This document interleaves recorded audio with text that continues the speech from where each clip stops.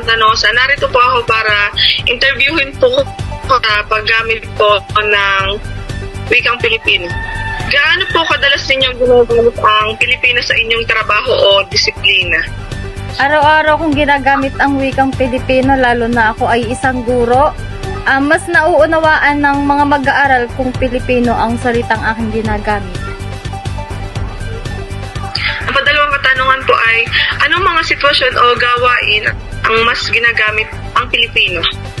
Ang sitwasyon o gawain na ito ay sa pakikipagkomunikasyon at sa pagpapaliwanag ng mga aralin sa aking mga mag-aaral.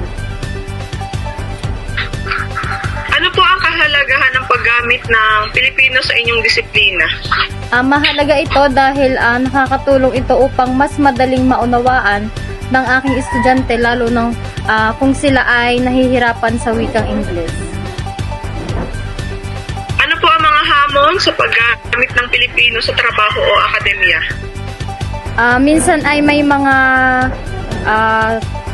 salita na mahirap unawain sa Pilipino, na mahirap isalin sa Ingles, o mas mahirap maunawaan ng mga mag-aaral ang wikang Ingles. Paano po makakatulong ang paggamit ng Pilipino sa pakikipag-ugnayan sa mga kasamahan o kliyente? Mas nagiging natural ang daloy ng usapan kung Pilipino ang ginagamit sa pakikipag-usap.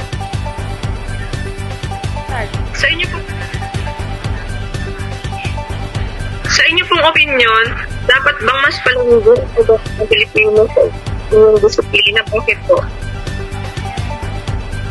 Dahil bilang isang guro sa Pilipino, mas mauunawaan ng mga mag-aaral kapag ang gamit na wika ay Pilipino.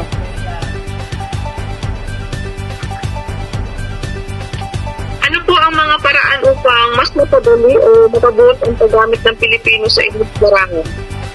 Ang magandang paraan ay ang pagkakaroon ng mga aklat tungkol sa mga Pilipino, dahil mas mauunawaan ng mga ilang mag-aaral kung ito ay nakasulat sa wikang Pilipino. Nakakaranas po ba kayo na hindi pagkakaintindihan kapag gumagamit ng wikang Pilipino sa teknikal o akademikong konteksto? Paano ito masarap? Minsan ay nakakaranas ng kalituhan, lalo na kung ito ay isasalin mo sa wikang Ingles, dahil magkaiba ang wikang technical kapag ito ay nasali na sa Ingles. Ang magandang paraan, dahil ako ay isang guro sa Pilipino, gumagawa ako ng paraan para mas mapadali ang pag-unawa ng mga mag-aaral. Maaari po ba ninyong ibahagi ang isang halimbawa sa anong paggamit ng Pilipino o paglutas ng isang problema sa inyong disiplina?